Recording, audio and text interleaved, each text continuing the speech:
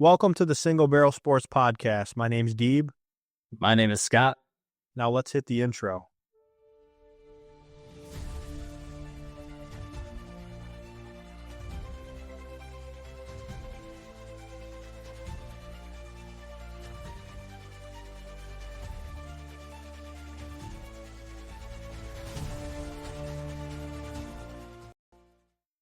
What's going on, everybody? It's Scott from SBS, and we are here today with episode 5.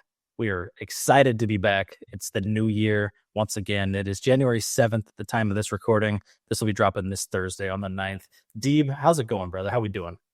Yo. What's up, everyone? Episode 5. It's good to be back. It's good to be on a cadence. We're on a roll here.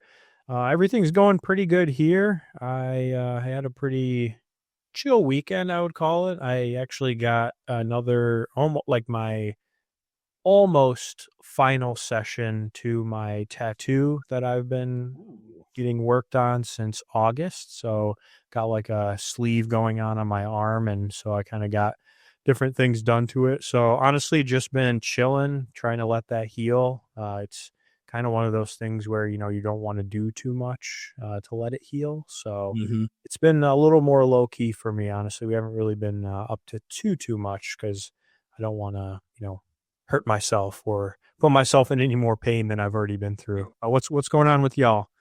Yeah, that sounds like really cool. I'm looking forward to seeing the finished product for sure. I know I saw I think after one, and then after the second session, I saw it. But a lot of same old over here, man. It's sounds really silly, but in North Carolina, the weather's a little bit better. So I was out raking the yard on Saturday, and something came over me, man. I'm a little under the weather. I feel like I have a cold. So if my voice is a little off this week, please just bear with me, everybody. But we're fighting through some sort of an illness here, and really, Raven is sick too. So we've been keeping it very low key in the house here. It's been a rough week, but happy to be doing this podcast episode, and I feel strong enough to get through it. So we're gonna keep grinding. Well, I hope you guys feel better. I know it's never fun to be sick. And, I think when we started this podcast, I had a really bad cough. So I know how that feels. So hopefully, it's just something that's short for you, and you'll be up, and you guys will be better in hopefully no time. That's the plans, my man. But let's hop into the social media promotions. What do you think? Yeah, so, generally speaking, I think we just like to remind people that, we are a podcast, but we also like to post all over social media. So you'll see clips from us. You'll see some fun videos that we like to do, reactions. We do, like, when we have our bets of the week, we try to post some videos out there as well. So we are on X, Instagram, TikTok, YouTube, Spotify, all sorts of different platforms. So wherever you digest or take your content in, please be sure to follow us and subscribe if there's a subscribe button. It's free. We really appreciate it. It helps us to grow and helps us to reach some of the goals. So if you like the podcast, you think that we're doing a pretty good job or maybe above average job, we'd appreciate a follow, a comment, a subscribe, whatever it is that you can offer. We really do appreciate it. So anything else on that note, Scott? Yeah, I'll just reiterate that all the the engagement that we've gotten so far has been very incredible, and we're very thankful for it. And, we're just looking to try and keep building to that next level. So the follows really do help us to kind of get to there. So if you're enjoying it, please, like Deep said, give us that follow, give us that subscribe, maybe share with a friend. And if you need to find our socials in a more simplified way, we also do have our website, singlebarrelsports.com, just like the podcast name. I have links to our entire social media platform bases. And then you also can join our email list from there, where we tend to send out some personalized messages every now and then without flooding your inboxes. So check out those platforms. Let us know how we're doing, or if you have questions or suggestions, and we'll keep rocking and rolling and hopefully bringing forth some content that's enjoyable. Hell yeah. Well, let's talk about some sports. So let's get into the weekly recap, which pretty much we just go over what has happened this past week, some highlights of things. And again, moving forward with the theme, not to sound like a broken record, but football, college football and NFL are really the big stories that right now it's the hot time for these. So we are not just a football podcast, believe it or not. We will talk about other sports, we promise, when those things are, kind of the highlights of what's going on throughout the year. But we have to talk about the college football playoff because, that is one of the hot stories. And big things that a lot of people out there are wondering about. So I know last week we really only talked about two games. Penn State ended up winning 31-14 versus Boise State. Texas, in that crazy matchup that we was going on while we were recording the podcast, won 39-31 in two overtimes versus Arizona State. I know we kind of talked about it last time, but Scott, what's your reaction to how that game ended, especially going into the fourth quarter where we were kind of following with it? That was a roller coaster of a ride. When we started recording the podcast episode, it kind of seemed like it was out of reach, and the Texas had that one. Arizona State came back and made it to overtime, scored on their first opening possession. And then there was, I believe it was 4th and 13. It was a 4th and long for Texas. They were still, I was on their first possession. So they were in like the 28-yard line or something. They had to get, 13 yards just to get their first down. Yeah. And they had a guy up the seam wide open as you can be in a football Yep. game. Touchdown. And you just felt like that might have been Arizona State missing the shot that they had to win. And then, they flip, and then Texas goes first the second time around. And on their first play, they score another 25-yard passing touchdown. And you just kind of felt like the game was over there. And it was. They sealed the deal with a interception on the Arizona State possession. And Texas did get the win that they were projected to get. But my goodness, did that become a lot more entertaining and really quickly. Yeah, I think I saw some statistic that they were showing. I believe it may have been on ESPN, but basically in the fourth quarter, when Texas was winning like 24-8 or 7 or whatever the score was, they had a 99.5% chance of winning that game, like according to the statistics and the predictions. And then Arizona State at one point, it may have been when they made the comeback, and I don't remember the exact moment, but Arizona State also had it was some crazy 90+% chance of winning the game at some point. So for this to go back and forth at the end like that, and man, I mean, what a performance by Arizona State to come back to show the guts. Cam Scatabo, just crazy player, man. That guy is really, he really does. Honestly, I thought he was just super overhyped, but after seeing him play in this game, that guy really has some guts to go out there and try to bring his team back into it. He had a passing touchdown, man. When I was reading that live while we were recording, I misread that. I thought he had a reception. He threw the ball. He was catching the ball, he was throwing it, and obviously he was running it. His stat line was insane. It's going to be really fun to see what he does in the future for sure. Yeah, crazy game. So Texas moves on. In the Rose Bowl matchup, Oregon 21, Ohio State 41, which this could have actually been a much, much more lopsided score. So I think it was 34-0 at halftime, Ohio State.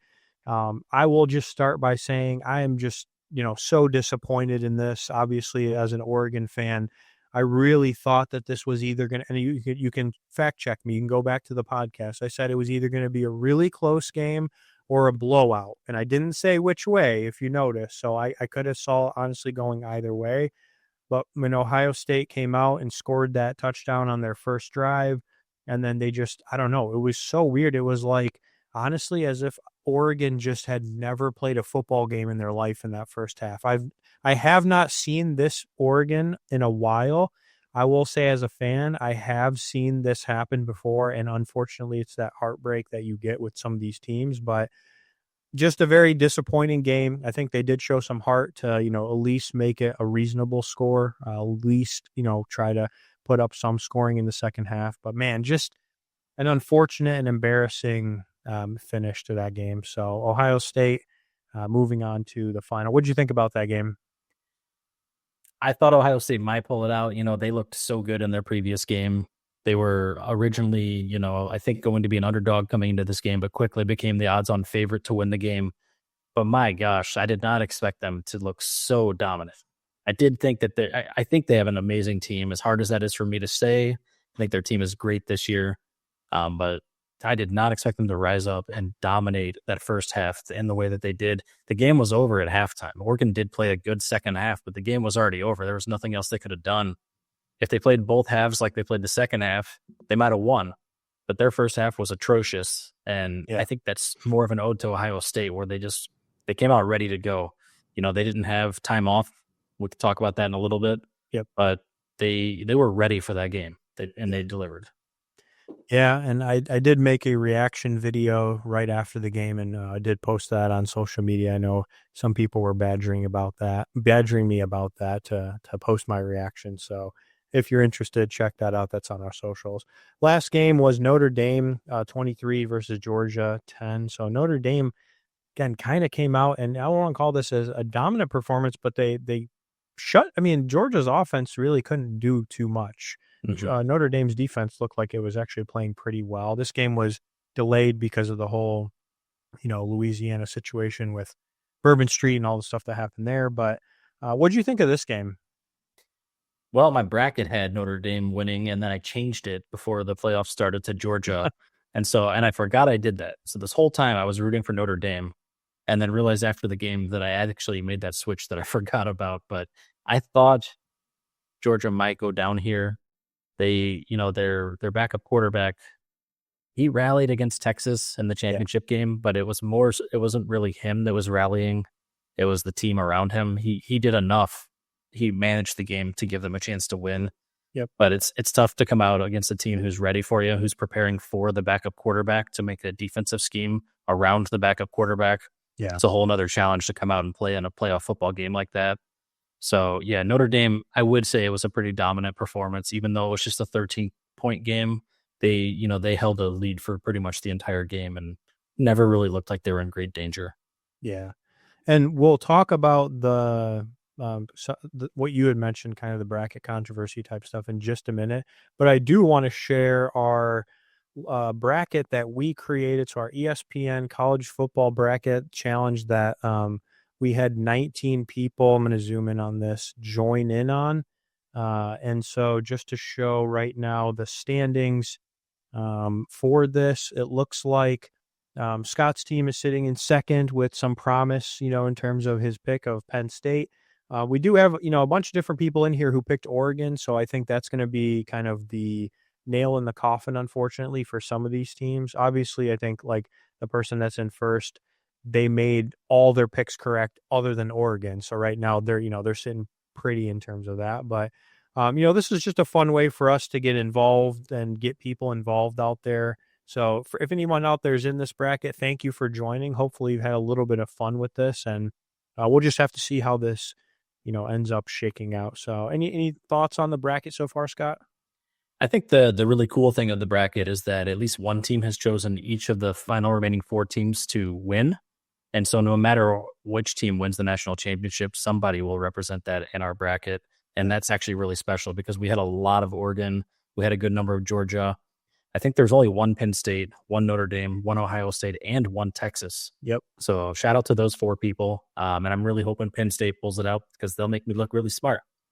Yeah, for sure. Yeah, it's been fun. I think that's a fun way too to just, again, share with the community and get people involved in something that's new, like kind of like the whole March Madness thing. But we did want to talk about the bracket, the seating, some of the controversy. I know I put up a video on our socials about this, and I saw some people tweeting about this. So there was a guy that I saw on X tweet about how the committee is reviewing the seating and how they're doing the seating for next year and starting to discuss what it could look like. So I think one of the proposals that I saw out there was that the seating would basically be based on, so there would be conference champions still, but those conference champions wouldn't necessarily be like four people get the bye, if that makes sense. It would be five different conference championships. They probably include one more in here from what they did this year. And how it would work is they would seed the bracket based on rankings at the end of the year. So they would count the conference champions, and that would be part of it, but it would be based on rankings at the end of the year rather than, I don't even know kind of what their, I guess, strategy here was, other than conference champions get a first round bye. So kind of wanted to, hear your thoughts and some of the controversy behind how things were done this year versus next year, because all four teams who got that first round bye lost. So clearly something's not right here, right? I mean, those should be technically the top four teams overall, according to how they seeded. So what are your thoughts? Well, I don't know why the hell they did it the way they did it. We're just going to start with that. The I understand allowing the conference championships from major conferences to have a seat at the table, but to give them preferential treatment in the bye weeks and putting together some of the more competitive teams against each other during the first round of the playoffs Mhm. was a little bit of an odd or confusing choice for me. So I agree. I think it needs some work.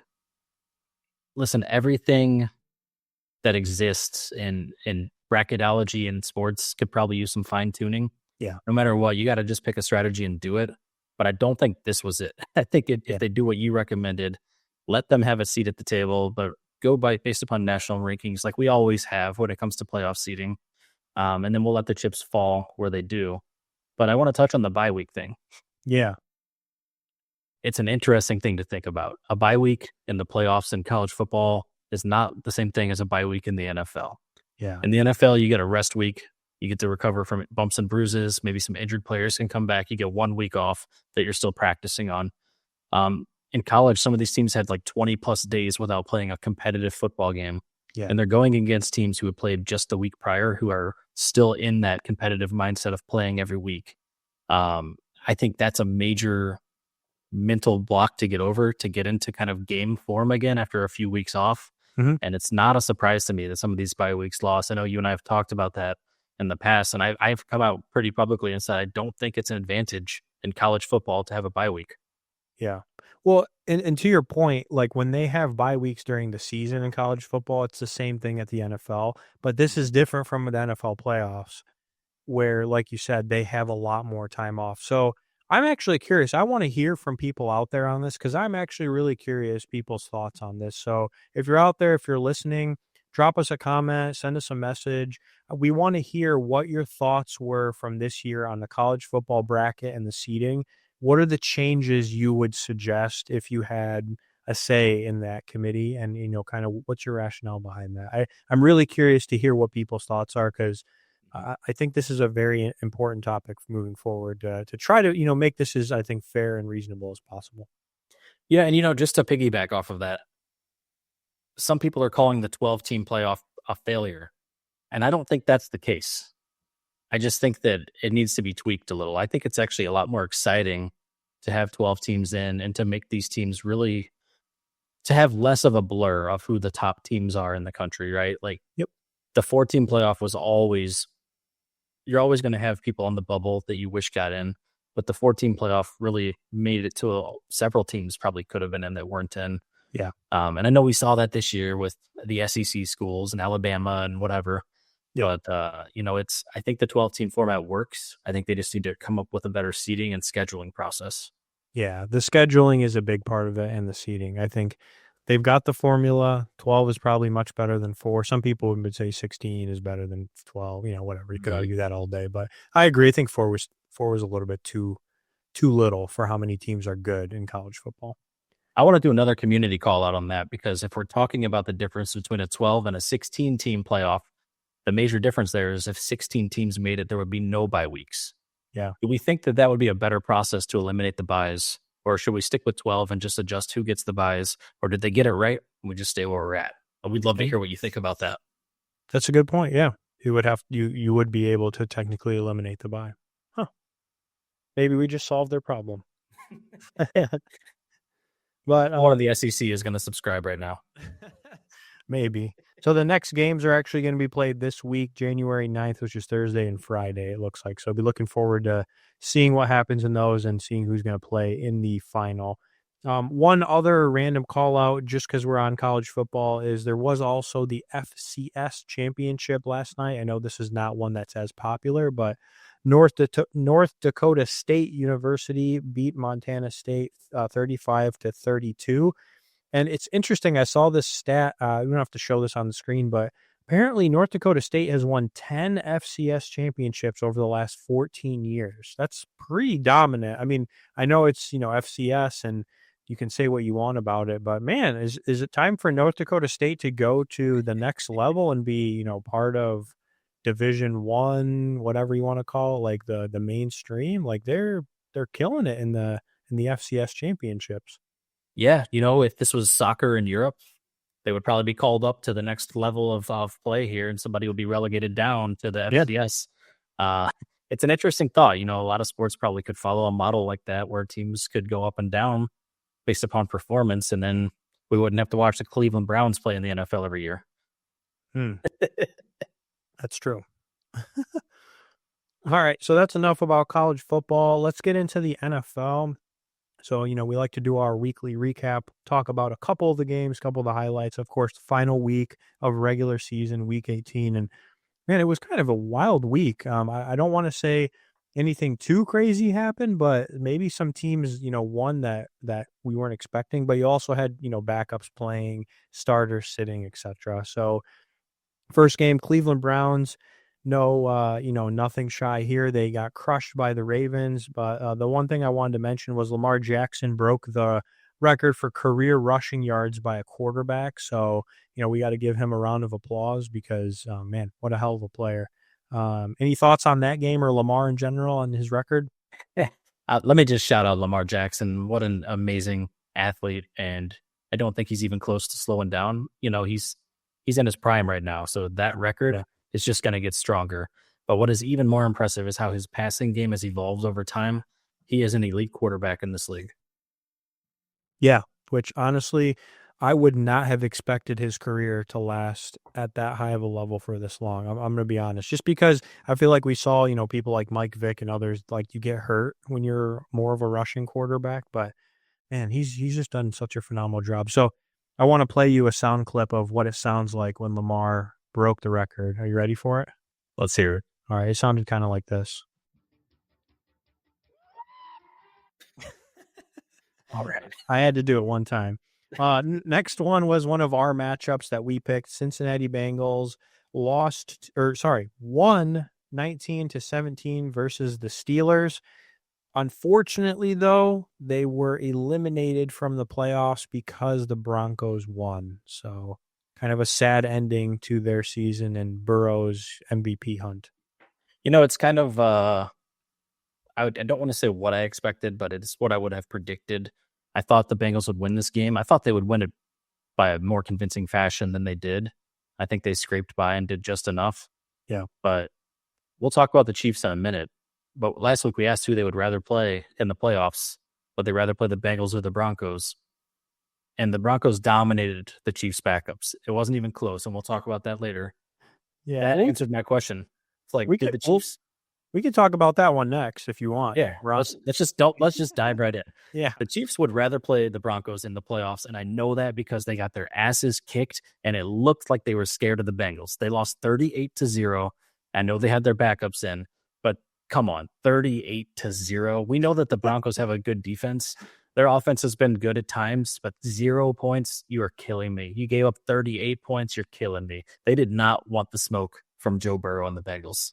Yeah. Probably a strategic loss, honestly, if you break it down. I thought, and I don't know if you saw this, but I thought I saw something like the Bengals head coach was like calling them out for that. There was like a controversy online about him saying that they lost on purpose so that the Bengals wouldn't be in the playoffs.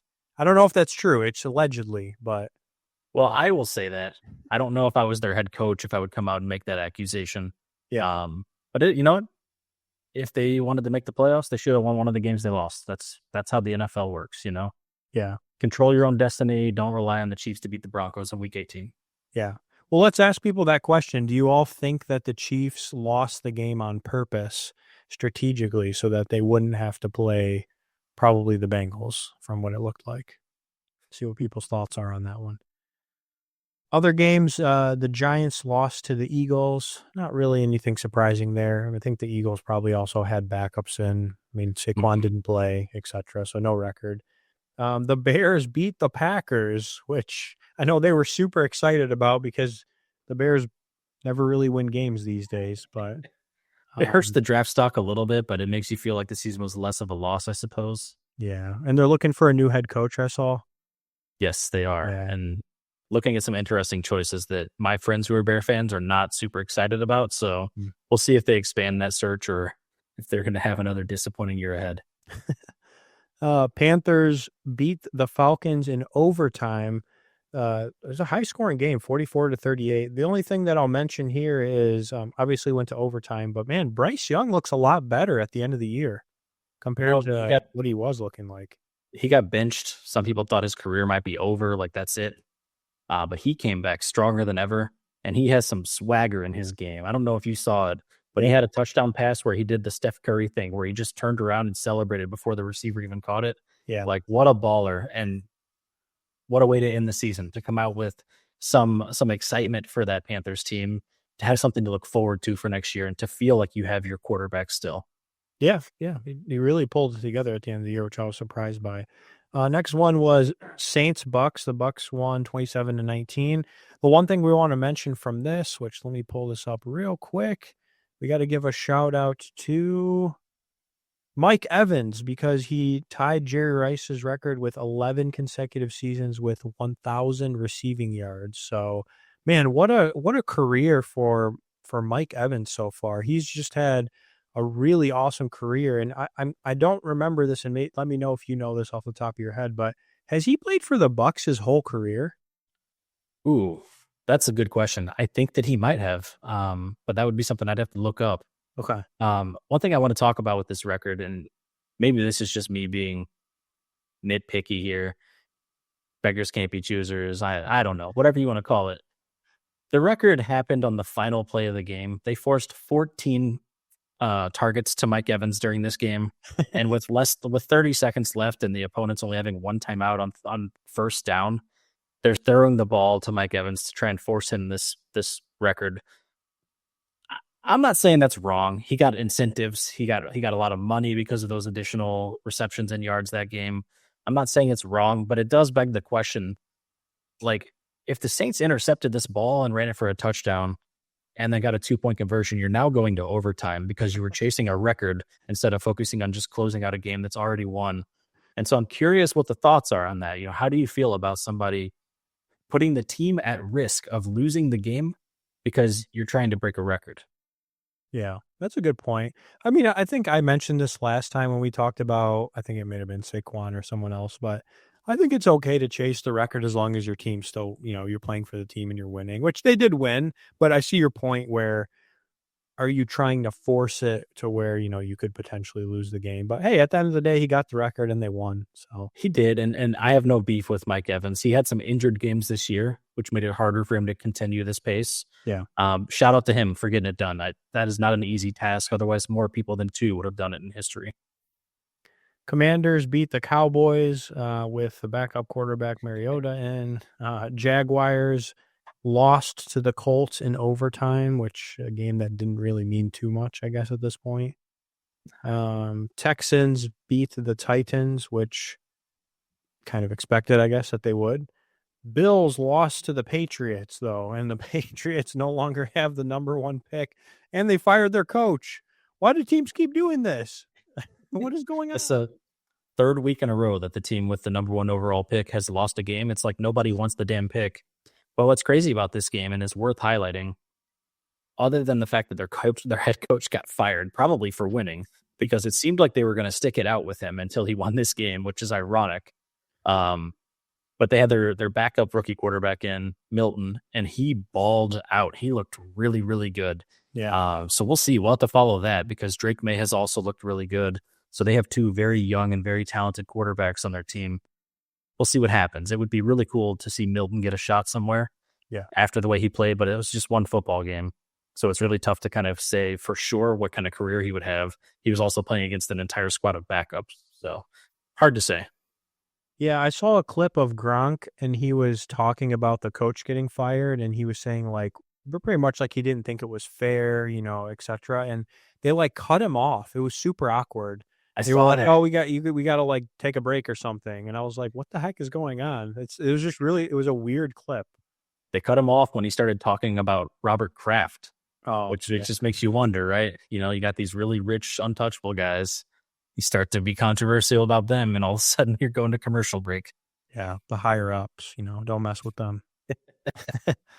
49ers lost pretty badly, actually, to the Cardinals. Not really a surprise. They've been struggling. Mm-hmm. Dolphins lost to the Jets. Aaron Rodgers became the 5th player in NFL history to reach 500 touchdown passes. I know that you don't really like Aaron Rodgers and maybe don't want to give him his roses, but pretty interesting feat there. He deserves his flowers. He's had a hell of a career. Yeah. I think he's a selfish guy at times. At times, I don't think he's always been that way. I don't really like his personality and his ego, but he's a hell of an athlete. He's had a great career. If he hung it up today, he'd be one of the best ever. It doesn't really matter what he does from here on out. Yeah. He's just kind of like a number one bullshit guy, you know? Yes. Yes, I do know. And then the other interesting part of this was Tyreek Hill going a little more viral, saying that he wants out of Miami, right? Like, I think that was kind of the video that surfaced. Or Yeah. on that. Immediately after the game saying, I want out. I've had a great time playing here, but I'm going to focus on myself. I'm going to do things different moving forward. You know, one of the great tweets that I saw this week was, and I forget where it was from, but basically said, you know, Tyreek Hill is already talking about leaving the Dolphins while their dead body is still warm. You know, they just got eliminated from the playoff contention, and he's already like, I'm out of here. I want out. And then he changed his picture on X to a picture of Antonio Brown leaving the Buccaneers with his face instead. Oh my God. I mean, honestly, I saw a lot of different sportscast people, media people, etc., and they were like kind of shitting on him for this. They were like, "You left the Chiefs for more money, like, you know, stay where you're at. Like, you left them to get more money, blah blah blah." So, I mean, that's kind of a question I would pose to people: is, do you think if players leave a team for more money and their team doesn't play well, like, should that be a reason that they then want to leave that team now? If you take the money and the team doesn't do well, are you in the wrong because you took the money and, now you're kind of crying about it? I don't know. What are your thoughts on that, Scott? It's a classic grass is always greener, right? You know, he was winning in KC. They had an amazing run, and he was still the guy there, which earned him his bag. It earned him his paycheck. Yeah. But typically when you earn your bag, you've got to go play up to that amount of salary on a team that might not be as good, because that's why they have the salary to pay for additional talent. Yep. So if that's the case, you just got to go get it done. You got to earn that salary you were given. That's my opinion. And if you want to be a winner, then take a salary reduction and get some more pieces built in around you. It's kind of hard to say, I want more money, and then as soon as you don't win, say, well, I want to leave. Yeah, that's an interesting one. I'd be curious to hear people's thoughts. Another game we picked was Seahawks that beat the Rams 30-25. Chargers won 34-20. Nothing crazy there. The only thing I will shout out is Brock Bauer, rookie tight end. He broke Mike Ditka's 63-year-old record for rookie tight end receiving yards. So just keeps breaking records. He's a really really amazing player so far. Yeah, Brock Bowers is the only light on that team right now. He is one heck of an athlete. He's had a great rookie season. Yeah. The only thing more impressive than his stats is his hairline. And if you don't know what I'm talking about, go look that up. Hey, yep, I would agree. And then lastly, in our game of the week, the Vikings got their ass beat by the Lions 31-9 in a actually really important game where the Lions clinched the NFC North. They clinched the number 1 seed. They got the bye. They got, I think, home field advantage in the playoff. And Jahmyr Gibbs set the franchise record for touchdowns in a single season. So just a crazy win. That's what you like to see as Lions fan. But, I don't know. Did you think they were going to get crushed that bad? No, I thought it would be a very close game. I could have seen it going either way. Yeah. One of the craziest things about this is in week 18, especially on a Sunday night game, you're not expecting much in the way of competition. You know, the season's pretty much over. This is a 15-win team after the game versus a 14-win team. You know, winner takes all when it comes to the conference and to the division. And it's kind of a crazy thing to think about that whoever lost this team now has to go on the road and play against the Rams in LA next week, who is at any week could be one of the best teams in the league. So not a great consolation prize to go from potentially having a bye week and then home field advantage to now no bye week, and you're playing in LA against a team that can get hot at any moment. Yeah, I saw a lot of people trolling Sam Darnold too on social media about how he was like the Sam Darnold from the Jets all of a sudden. But honestly, the Lions defense played really well. They had a few goal line stands on like 4th and goal, which crazy because how many people are injured from that team. So from last week, we did our, picks, and Scott, you kind of had a disappointing week, but week 18 was a little interesting. So you went 1-3, which brings your overall record from when we started picking to 11-6, and I went the opposite, 3-1. So now we are tied at 11-6. We both ended the year 11-6, which for two average guys, I would say is pretty dang good, for the few games that we selected. You know what? I'll take it. Anytime you have a 1-3 week, you're feeling pretty down. But when you look at the overall, still being 11-6, nothing to be sad about there. And just a reminder, we're making these picks based upon the spread as well. So it's not as simple as just saying like, oh, I think this team will win. But we're looking at kind of the expected difference in points and then saying which side of that we want to be on. So nothing to be ashamed of there. If we were betting in Vegas on all of these games, I say this every week, but we would be up quite a bit of money, considering we've nearly won double of the games compared to our losses. So not bad. I'll take it. We're just doing a sandbox right now. We're seeing how good we would be, and if we want to wager money on it in the future, right?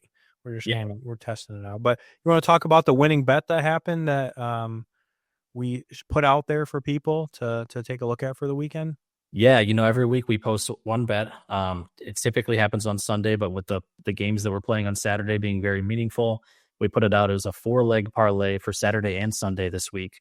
And with week 18 being as unpredictable as it is, with teams benching and starting players and backups playing, instead of betting on teams winning or spreads, we actually decided this week to bet on different milestone achievements for player props. So we did some research. We looked at people who were close to maybe team or league records or just big milestones for themselves. And we went with that. We rode the hot hand. So we made a bet that Jamar Chase would get a touchdown to tie the single season Bengals record. We made a bet that, and the other leg was Derrick Henry would get a touchdown to tie the Jamal Lewis single season Ravens rushing record. He ended up getting 2. So he broke it. Now he's the single owner of that record. Yeah. We looked at receptions for Malik Neighbors for the Giants to try and make sure he got to the record for rookie receiver for receptions for a year. And then the team record for JSN and Seahawks to tie Tyler Lockett. And so we looked at all these milestones and we just made some bets that each one of these people might hit the milestone. And we chose kind of what milestones we wanted there. And they all hit. And most of them hit exact. We said 5 receptions for Neighbors. He had 5 receptions. 4 receptions for JSN. He had 4 receptions. So it was a good win. It paid triple of what we bet, which was nice. And it's a nice way to end the regular season. And we'll keep posting something every week for the playoffs as well. Yeah. Sometimes you got to have those sweaty wins, keeps you honest. That's right. So we're going to move into In Other News, which is basically a segment where we try to bring in, things that are happening outside of kind of the weekly recap, try to talk a little bit about some other sports and items that are happening. And so we're going to start the first one with a Pistons steal and dunk video. So do you want to talk about this one, Scott, while I pull it up? Yeah, this looks like it's straight out of the Harlem Globetrotters here. You're going to see a big defensive stop led to a really explosive offensive dunk, really, really good looking play, creative play. Let's just run the footage. All right, let's see it. Uh-oh. Wow, the Pistons jerseys are sick. Yep, there's the steal, and check out this. Lays it off the glass for the dunk. That is. Do they show a replay at the end? I can't recall. Oh, yeah, right here. Yeah, look at this. Yeah, look at this dunk. Off the backboard. Clean. Those are sick jerseys. Those are some cool jerseys. Oh gosh. Yeah, just shout out that play, man, to go coast to coast like that. Play that, get the defensive steal and lay up a really nice looking dunk. Yeah, those, I mean, impressive play, but I was honestly kind of enamored by those jerseys. You were mesmerized by the jerseys. Yeah, they're kind of crazy. All right, so then the next one, you want to look at some stats for Victor Wembanyama for 100 games. Is that right? Yeah, I do. So, last week we talked about Wemby in kind of a negative light. We showed him getting posterized. We showed him doing a flop that led to an ejection that was overturned. But go ahead and click on the first picture and we'll scroll through here. This is him after 100 games and comparing him to other superstars, Hall of Famers. So more points than Allen Iverson, LeBron, Tim Duncan, KD, Wade. More points than all of them, and it's by a lot for some of them. Here you can see more 3-pointers made through 100 games than Wow. Clay, Steph, Kyrie, and KD. I would not expect that. And 21 more than Clay, who's yeah, like it's insane. Let's hit the next one here. This is just going to show just a statistical monster. More rebounds than AD, Charles Barkley, KG, and by a lot for them, for a couple of them. And then the last one, more blocks than Shaq, Mourning, Mutombo, Hakeem, and Tim Duncan. Now, these are huge names. So he has had one hell of a start to his career when you look at the statistics and compare it to other people who we consider to be some of the best of all time. Yeah. That guy's a freak, man. Like, the fact that he shoots 3-pointers is crazy to me. Like, he's literally so tall. I mean, I get it. Like, you just throw it right at the hoop, but he's so tall. Yeah, like, I mean, there's not many people that are that tall that can shoot 3-pointers, like at the rate that he does, especially seeing the stats. I think I may have said it last time, but I do think if he doesn't get hurt and he has longevity to his career, like he may be like the next LeBron, whatever, like esque of this era, where he's like a crazy stat person, or just like a really dominant player for quite some time. But yeah, it's crazy to see the stats. Yeah, it's insane. What a hell of a start. And then the last one I'll talk about, since we're getting a little bit more into the golf world, is I think we talked about this one of the previous episodes, but TGL starts tonight. So it's actually going right now as we're recording. So it's the new indoor golf league that the PGA Tour is hosting. Basically, they hit into like a giant screen, and then they have, it's like a putting green / short game that's unique, and everything, it can like manipulate it and move it. They have mics, they have teams, they have refs, they have shot clocks. It's actually really entertaining. I have it on kind of in the background here, just kind of keeping a tab up to see what's going on. But right now, the matchup is between the New York Golf Club and the Bay Club. So each team has 3 golfers on it right now, and the Bay Club is winning 6-1. So they play all sorts of different games. The most entertaining thing so far has been that the players can like talk shit to each other, and you can hear it, and then you can hear them like react. They like talk to the audience, because I think they can hear what there's like a live audience. So they can kind of hear what people say, and they'll like respond to them. So I'm just like, oh, here we go. Some of these guys get like really heated when you watch them play like regular golf. So I'm like, oh man, that's going to be really funny. It just sounds like such an entertaining take on golf, and I'm not watching along tonight, but I'm really looking forward to following along with that. Yeah, and they have the schedule posted on the website. So next Tuesday, I think they do them at like 7 p.m. or they're going to be doing them for the next few Tuesdays at like 7 p.m. if people are interested. So. Hell yeah. Well, we'll definitely be following along with that. And I'm sure we'll have some clips we'll share on socials too. Yeah, and we'll have golf coming up. The actual golf outdoor season is going to be starting soon, so we'll be covering some of that as well. And I know you're doing the fantasy golf league with a bunch of our friends this year, so that'll be fun to talk about that as well. Hell yeah, we're getting into it, y'all. So we're coming up to the halftime pour, where we are pretty much going to pour some bourbon, tell you a little bit about the bourbon, and talk about why we chose the bourbon for the night. But then we're also going to ask and answer a question of the night. So Scott, do you want to lead off and tell us what you're drinking and why tonight? I will. Yeah. This one, nothing fancy about it tonight. We're going back to the roots here. And I've got a bottle of just Woodford Reserve, just the regular, not the double oaked. And this is a 90.4 proof. So sitting at right around 45% ABV. And the reason that I chose this is I'm not feeling very well. I've already talked about that a little bit. And I got this as a gift for a Christmas exchange at a doctor's office that I worked in. So it just reminded me of like going to the doctor's office when you don't feel well. But I got this and it came with like the little glasses. So that was kind of, it just kind of made me think about that whenever I wasn't, feeling very well. Gotcha. Well, that, we sometimes we have random reasons, and that I know that I can relate to that. I understand that feeling. So, the one I'm picked for tonight is a Four Roses single barrel. It is for our bourbon enthusiast out there. It's a barrel strength, so it's 59%. It's pretty up there. But this one is the OESO recipe.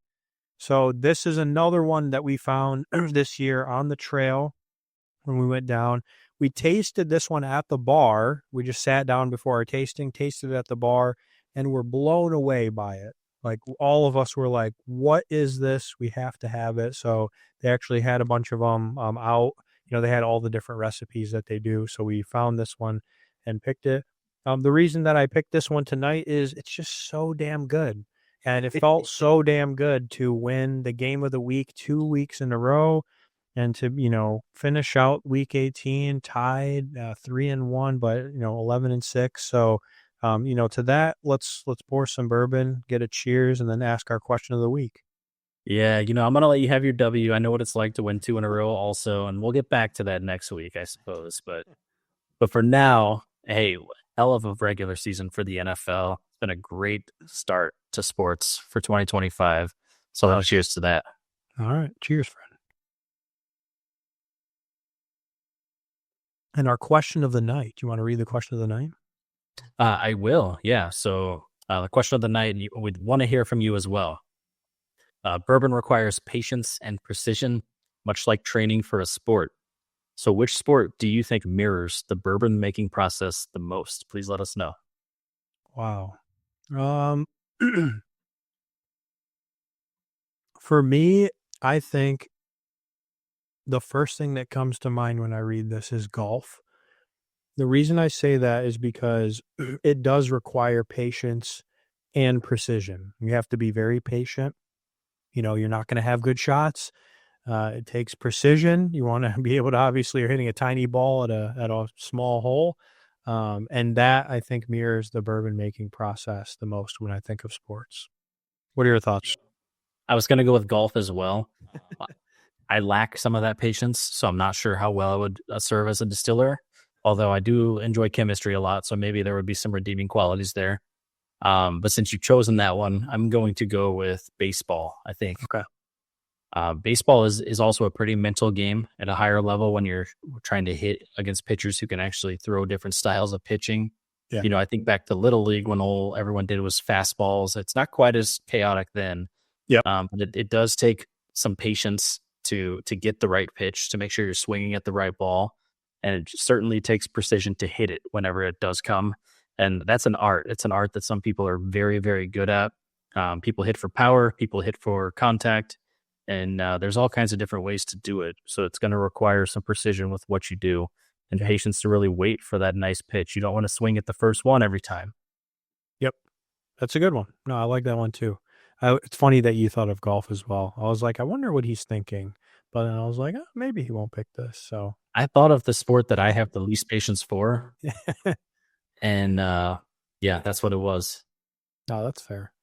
All right. So cheers to the halftime pour. And we're going to move into a special segment, which is quote unquote new, but it's kind of one of those ones where we're going to test this out basically based on what's happening right now in sports. But this one's we're going to call season awards. So I think it's mainly going to focus on NFL, right? Because we got a lot of awards coming up soon. So you want to start this one and maybe we can get into talking about a couple different season awards that are upcoming? I will. Yeah, I'm just going to set the agenda right now. So we're going to talk about who we think might win MVP, Coach of the Year, Super Bowl, and then Offensive Rookie of the Year. Yeah. Let's start with the MVP. It's a thing we've talked about quite a bit. And I'll let you lead, and then I'll kind of tell you what I'm thinking. But I think that this has become a much more narrow race over the past week. Do you want me to bring up the stats, or do you want me to just tell you who I think is going to win it? Both. Why don't you tell me who you think is going to win, and let's bring up some stats. I think Josh Allen is going to win it. Who do you think should win it? I think Lamar Jackson should win it, though. Okay. Based on stats. Okay. Let's see the stats. Okay, let me pull that up. I think Josh Allen will win it. He's the odds-on favorite. Vegas doesn't usually miss the mark very often on that. And I also think Lamar Jackson should win it, which is a little bit of a hot take compared to my previous opinions. Yeah. Now, I want to show you the stats here, and I want to talk about them because they are a little deceiving. But there are some important things to point out here. Total yards combining rushing and passing, Lamar is over 5,000. That is an insane statistic. Yeah. He has 45 touchdowns, including rushing, but only 4 interceptions. That's an insane season. Only throw 4 picks over the course of the whole season, playing every game. Yeah. Now, if you compare that to Josh Allen with the same 3 stats, we're looking at 4,262. So about 800 fewer yards, 5 fewer total touchdowns, and 2 more interceptions. Now, this is where deception comes in. Josh Allen actually has fewer turnovers than Lamar Jackson. Lamar has fumbled the ball more times than Allen, to where he actually has more turnovers. And you're not seeing that in any of your graphics. And I think that matters. And I've watched some debates over this. But the reason people are so high on Josh Allen is he has had so few negative plays this season. He doesn't really fumble the ball. He rarely ever gets sacked. He doesn't really get stopped for losses when he runs. So he's at least hitting, like net neutral. He's not losing yards or taking negative plays. Yeah. It is hard to say that he deserves this award, though, when Lamar Jackson, based upon some stats, is having the second best quarterback season of all time. He's not throwing for 5,000 yards, but he still has 5,000 total yards. He's not throwing for 50 touchdowns, but he's only got 4 interceptions. There's some of the quarterback stats are insane. And if you think about it, the last couple of times he's won MVP, his stats are way better this year. He's got a better year this year than he has in his previous MVP performances. I don't know how you don't give it to him again if he won it before, because this year he has the better stats. He has 1 fewer loss than Allen, which people bring up. Yeah. But I know I'm talking a lot, but just hang with me here. He has 1 fewer loss. But he had a harder strength of schedule. And if you look at week 1, they lost to the Chiefs because Isaiah Likely's big toe was out of bounds. That's the only reason they lost that game. Yeah. And they have beaten every single other team that is in the AFC playoffs, including the Bills. They've beaten the Bills too. Yeah. So if Likely would have caught that pass inbounds, which was very, very close, they would have already beaten every single person this season that is in their side of the playoff bracket, which is crazy to think about. Yeah. So when you talk about who you've beaten, the Bills have beaten the number 1 seed in both conferences. That's also pretty huge. I'm not trying to discredit Allen. He's my guy. I think that he will be a fine MVP. But these past couple of weeks, I've slipped more over to the Lamar Jackson side, and I'm curious what your thoughts are. Yeah, I mean, based on the stats, based on the strength of schedule, records, all that stuff, I definitely think that Lamar deserves the MVP when it comes to everything as a whole. But as we talked about before, there may be some Lamar fatigue. And that's a very weird thing to say, because if you're the best player, I think you also deserve to get the award, hands down. But this is the same thing we saw in the Heisman race, not to compare, because apples to apples, it's on apples to apples. But Genti had the stats. He had a crazy year, but he didn't win, right? So that's why I think Allen's going to win, is probably more of just, they want someone different who's still having a crazy year. And he sat week 18 too, right? That was something I don't think you mentioned. Yep. Josh Allen He did. played for 1 snap to continue his streak for consecutive starts. Okay. And then he sat the game. And then to go along with that, I read that he sat for at least 11 quarters he sat out of, because his team's been in a position to win where they didn't need him to finish the game. Okay. Which that's a stat that's worthy of speaking about too. Yeah. Yep. So when you're comparing them 1-to-1, you have to consider some of those things as well. But yeah, that's who I think. I know we had a hot take last week. We tried to kind of talk about Burrow. I still haven't. He had an insane year. I think them not making the playoffs, though, that's kind of the dagger. I agree. I think them missing the playoffs and him only scoring 1 passing touchdown, I believe, in this last game is really going to be that blemish, that the only blemish on his season that's going to not allow him to really be the winner this year. Yep. All right, let's move on to head coaches then. This is one, there's 4 people that people are talking about a lot. If you want to go ahead and pull up, we have a graphic, I think, with their photos. Yep. But it's coach of the year is always tough, right? Because record obviously matters. And if you're going just on record alone, then you probably are thinking Andy Reid. But is Andy Reid the best coach in the country? Is he the best coach in the league? You got guys like Dan Campbell, who have really transformed the Lions team. Kevin O'Connell, nobody thought the Vikings would be what they are this year. Yeah. Sean Payton, who thought the Broncos would be a playoff team? Who saw that coming with a rookie quarterback after the way they've played? So I think I'll go first here, and this will be controversial. I think all of these people have a claim to it. But mine is going to be Dan Campbell. And for the sheer reason that they're the number one seed in the NFC, and they have so many injuries from key players. They have so many players that have been on the IR.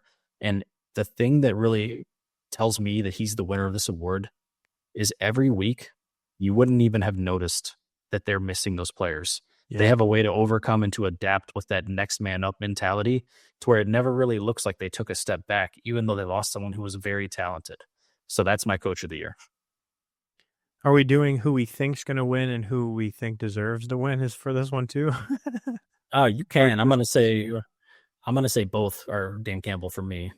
So I think Dan Campbell deserves to win this, but I also think Andy Reid will win this. Okay. I just think that because the Chiefs, I don't know, it's almost like Chief love. Again, great coach. I think he's had a crazy career when he used to be the Eagles, now the Chiefs.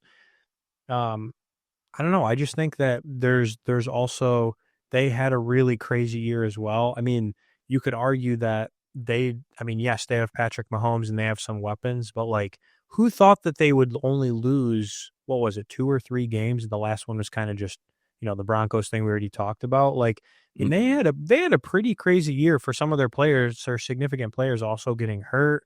I think one of their, like, it was their, whatever, who was the running back or wide receiver got hurt, one of their main guys. Like, their wide receiver room has kind of been more questionable too. And I know they've struggled with running backs. Like, they've had good running backs, but then I don't know. It's not been as stable as maybe in other years. So through all that, they still had a crazy year. I do think Dan Campbell deserves to win this, but I think Andy Reid will win it. I do agree there's some Chief bias out there, and maybe that's just the media, like we've talked about with some college awards. Yeah. Let me just say that with the Vikings, that team lost their promising rookie quarterback in the off season, the preseason. And one thing I always see is they did all this with Sam Darnold, who was they were just like, let's just see what happens with Darnold. And bro, that team is amazing. Yeah. So for everything that I mean, I never expected them to be that good. Yeah. Very notable people, very worthy coaches. We'll see what happens. My hopes are with Dan Campbell this year. Yeah. And we want to hear from you. Who do you think will win Coach of the Year? Let's get a comment out there or send us a message. So what's the next one? Next one is Offensive Rookie of the Year. Okay. With this one, we kind of had narrowed down to 4 as well. And again, we're going with ML Football's tweet here. It kind of sparked the inspiration for me. Okay. So pull this up. Yep. I think 4 deserving people here. Bo Nix, Jaden Daniels, Brock Bowers, and Malik Neighbors. And again, we've got some record setters here. The interesting thing about Malik Neighbors and Brock Bowers is Neighbors set the rookie single season receptions record, but Bowers set the rookie receptions record. He broke it for tight ends and for receivers. So yeah, that's worth noting there. Now, if I had to make my pick earlier this year, I would have been all in on Jaden Daniels. He would have been hands down my pick for Offensive Rookie of the Year. I think I'm actually going to shift, and you're going to like this, but I think I would give it to Bo Nix. I think he showed amazing growth, and he looks like a future he's a quarterback of the future. He's not going anywhere, and I don't think Daniels is either. But Nix really surprised me, and I think that he could really be a franchise guy for the Broncos. Okay, I like that pick. Yeah, I mean, definitely Oregon Ducks, for his last couple seasons. And I think that all these players had really good years, and that actually makes this tough, just like the coaches one. This is actually a lot tougher than some years past. I could definitely see each one of these people as deserving this. I mean, Bowers, a crazy year on a really bad team. Daniels leading his team into the playoff. Nix leading his team into the playoffs. Neighbors, same kind of deal with Bowers.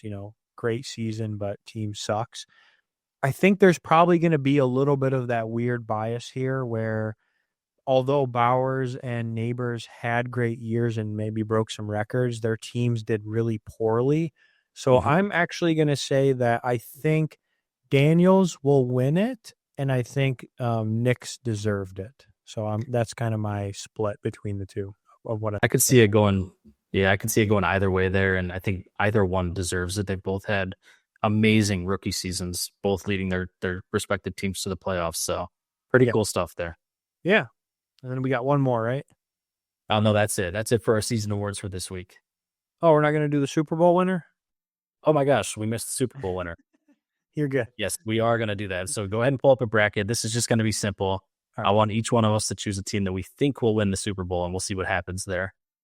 All right. Here's the bracket for the playoffs. Yep. So just visual representation here. And I'll let you go first. I've been leading a lot. So we're only picking the winner, right? We're not picking who we think's going to be in the finals. Yep. Who's going to win the Super Bowl? Oh my gosh, this is tough. Whew, I think I want to say one team, but I don't know if it'll happen. And I don't want to give them bad juju or bad luck. I'm going to say that the winner of the Super Bowl is going to be the Ravens. It's a very strong pick. That would be my number 2. It's going to be from the AFC. Whoever wins is going to be from the AFC, but it's going to be the Buffalo Bills. Okay. That would probably be one of my top 3 or top 5. I wanted to say the Lions. Don't get me wrong. I don't want to jinx them. So if they do win it, that's awesome. But my pick is the Ravens because I think that they're just crazy. I don't know. They're having a insane. They're on fire. They're on fire right now for sure. But so are a lot of other teams. Yeah. All right. So we're moving into the community callouts, which is a fun segment where we pretty much just like to appreciate some people, give some shout outs to individuals for, interacting with us on social media and in other areas that, they do. So do you want me to do the shout outs this week? Go for it. All right. So a couple different shout outs. I know on X we had Eli out there who was talking about bets, and I think we kind of called him out on one of the bets, try to get his reaction to that. So thanks Eli for interacting with us on that, and I know he's given me some feedback and comments and stuff on the pod as well. So appreciate you for that. A lot of people out there who have debated the Cam Ward benching and the MVP talk. So this is on multiple different platforms. TikTok, I know, had a bunch of comments, IG, YouTube, etc. So a lot of people it's hard to give everybody a shout out, but there was a lot of people commenting on this. So we really like that. That's kind of one of our goals too, for the community and interaction. So keep sending in the comments and your thoughts. That's the thing that, we love, and we want to elicit that discussion. Tim Collins for his MVP thoughts on Instagram. He shared some thoughts on one of the clips we posted about, I think it might have been Joe Burrow, or maybe one of the other MVP discussions that we had. Tim Roloff for his comments on episode 4. I think he left a comment on YouTube about, I messed up who the Auburn running backs were in the Auburn-Oregon game. I had a brain fart moment, but he correctly identified who the running back was for Auburn. And then lastly, all the haters who spread some hate and maybe a little bit of love because Ohio State beat, my Oregon Ducks, and talked about the, reaction video that I posted. So thank you to the haters. You keep us going. We get some entertainment out of you. So hopefully you get some entertainment out of us. But what else do we have, Sky? You want to talk a little bit about interaction and just encouraging people to, continue on with this? Absolutely. Yeah, guys, it makes our week when we hear from you. We love to incorporate things that we've talked about in our social platforms as part of future episodes. So please feel free to engage with us. Talk to us about how you feel about some of our takes. Tell us what your predictions might be, or hot takes, or questions that you might have, or just topics you might want us to discuss to hear our opinions on. And we'll keep rocking that, and we'll keep shouting you out for giving us those ideas and that feedback. So thank you for those who have done that so far. It's so much more fun when we get to do it alongside of you. So continue to keep letting us know what you think. Hell yeah. So moving into Bourbon Blunders, we don't have too many of those this week, so we'll kind of speed through these. But we like to just share some funny things, funny moments that we saw, throughout the week, and some plays that we thought were interesting. This first one is I can already tell this one's funny. So this was from the Texans game. This was, what's this guy's name? It's Mills. He's their backup quarterback, Mills. Davis Mills. Oh, it's the quarterback. Okay, I didn't even realize it was the quarterback. But a crazy play where he just gets like Amon-Ra St. Brown, that touchdown celebration right pretty much on the goal line. So that looks like, man, that would, break someone's back. So I would not want to be in that position. The next one we have is Commander's Trick Play. You want to talk about this one? Yeah, this was a beautifully drawn up play. It worked to perfection, except for the fact that it didn't, and we'll show you why. Okay. Double pass. Oh. Little wide receiver pass, and he was wide open. Oh my gosh. Yep. Who threw the ball? Was that a running back or I'm not sure who. I didn't number catch 2? I don't know who number 2 is on the Commanders, but whoever number 2 is. That's a nice pass. They should have a passing touchdown on their statistics for sure. I got to give him a shout out. The next one we have Isaiah Likely missed touchdown. Yeah, this is historic. I just wanted to show this again as a reference to what we were talking about before. This, as you look at the end zone backline here, that is the difference between the Ravens beating the Chiefs and losing to the Chiefs. So just wanted to put that up there as a visual to show you that this is how close the Ravens were to beating every single team in the AFC in the playoffs this year. So the toe on the line doesn't count? If anything is touching white, it does not count. That's how close he was to scoring. Jeez, that sucks. Well, they were that close, I guess. And then the last one we have is a Jets trick play, which did not go as planned. This one's hilarious. Yeah, I really like this one. Not only is this the double pass, just show it. All right, let's just watch it. All right, so we got Rodgers. That's Adams. Back to Adams. Or back to Rodgers. Back to Rodgers. Back to Adams. And oh, ouch. What didn't go as planned there. They're not supposed to just pass it back and forth the whole play. That's why Aaron Rodgers was like, maybe I'm done this year. We'll see what happens.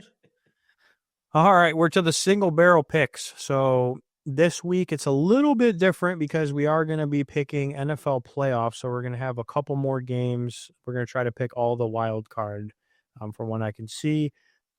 Just a reminder, if you are interested or you want to share your picks or who you think is going to win these games with us ahead of time, let us know. If you have other bets, other, parlays, things like that you are, betting out there, share them with us. We love to see those. I know we try to post one weekly, and if you would like to tail it, go ahead. Again, bet at your own risk. Obviously, we're not professional bettors or anything like that. So we love to see those. And Scott, I know last week you did lose, 2 weeks in a row now, you did lose the game of the week. So you did have to post a fun video, which I encourage everyone to go on social media and make that go viral because it's, a great video. But you also now have to do a TikTok dance video. So you're owed that one. Right, I'm owed that one. We'll be posting that soon. Not looking forward to that, but we'll be putting that up on the socials. All right, so let's get into the wild card. So we have 6 games total. So I'll run through them, and you let me know who your pick is, and then I'll make mine. But again, we're betting these against the Vegas spread. So there are spreads with this. So Chargers minus 2.5 versus Texans. Chargers. I'm going to take Chargers there. I pick Texans. Okay. I'm going to go bold. Ravens minus 8.5 Steelers. I think Ravens will win this game, but I'm taking Steelers with that spread. I think Ravens cover the spread. Okay. I have to pick them, right? I picked them to win the Super Bowl. It's a tough spread, though. Bills minus 7.5 Broncos. Bills. I'm taking the Bills. I have to take the Bills. I don't know if they're going to cover it, but I have to take them. It's fair. Eagles minus 3.5 Packers. I'm going to go Eagles. I think they're the best NFC team. Maybe the Lions, but I'm going Eagles this week. It all depends on if Hurts plays for me. So this one's tough, but I actually am going to pick the Packers because I think he may not play. Yep. Bucks minus 3 Commanders. I'm actually going to go with the Commanders. I think the rookie's going to get it done. I like the Bucks. I think they've got the tools they need to win this by, or at least by 3. And then our game of the week, Vikings minus 2.5 versus Rams. And we're going to have a bet on this one, right? Yeah. Yep. Whoever loses this one is going to have to call out an athlete on social media and tag them in some sort of an egregious post. Hell yeah. I love this one. I kind of want to lose it. All Well, right. you're going to, because I'm going to choose the Rams at +2.5. Ooh. Spoiler, or plain spoilers. And they're at home, right? Yep. All right. I'm going to pick the Vikings. I think they're still the better team. I know the Rams can be that good, but I think the Vikings pull this one out and they show people that they're that good.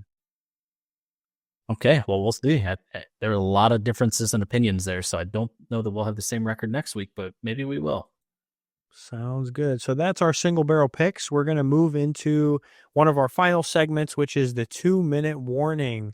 2-minute warning is a fun segment where we just go back and forth asking each other some rapid fire questions for fun.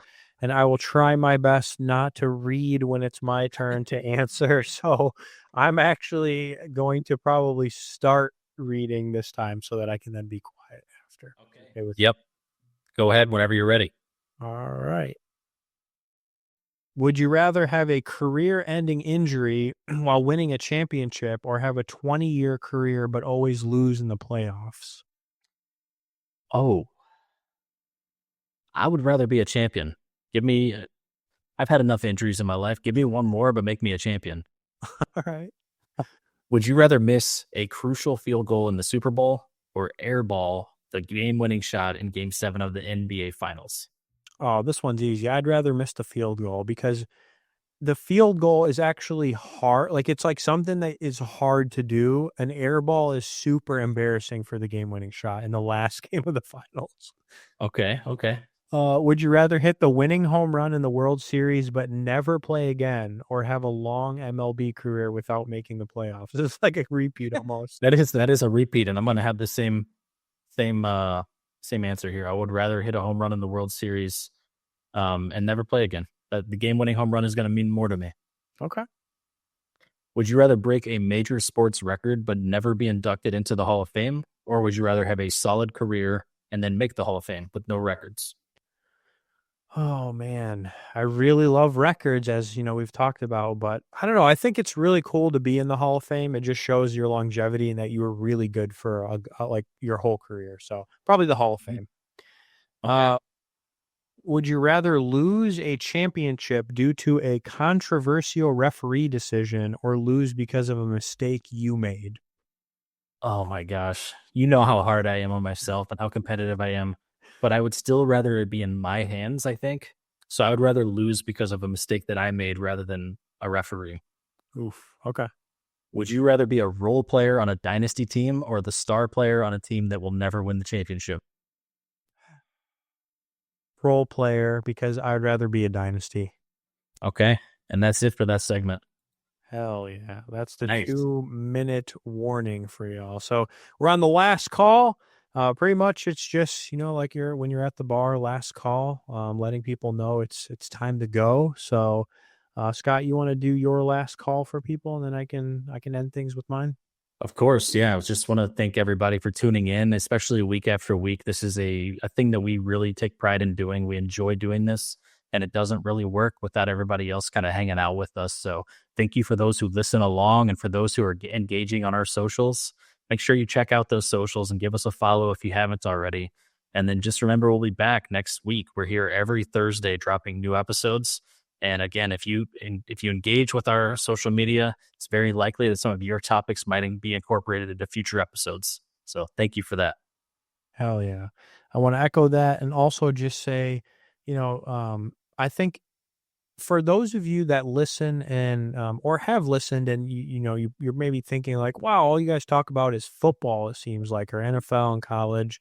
I just want to encourage you, to make sure that you continue to listen, because as I had mentioned, like, we are very heavily focused on football right now because it is the topic. It is one of the biggest things happening in all of sports, college football and NFL. So we are definitely going to get into other sports. We're fans of many sports, both of us. So I would encourage you to, make sure to tune in. And even if it's not something that you're super interested in, that's okay. Maybe, come back to us at a later date, and that's okay too. You'll hear us talk about other stuff, but hang in there. And again, yeah, thanks for all the support.